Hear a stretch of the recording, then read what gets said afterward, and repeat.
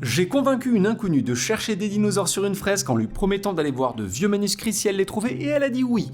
Et me voilà avec Isélia et Muriel à l'intérieur de la salle la plus protégée de la bibliothèque d'études et du patrimoine où sont conservés les livres les plus précieux comme par exemple ce manuscrit de l'Apocalypse.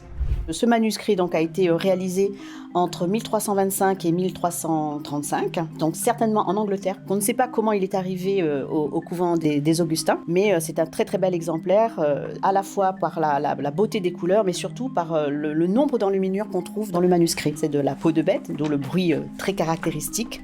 Et donc vous voyez les différentes miniatures qui racontent en fait cette lutte entre le bien et le mal que relate donc l'Apocalypse. J'aime particulièrement cette image-là, qui est l'image de la grande prostituée, qui est en fait le symbole, on va dire, de Babylone, qui est en fait le symbole de la corruption spirituelle et morale. Ce que j'aime vraiment, vraiment beaucoup, c'est cette image-là où on la voit avec jambes dénudées. C'est quand même assez délicieux de voir ça dans un manuscrit.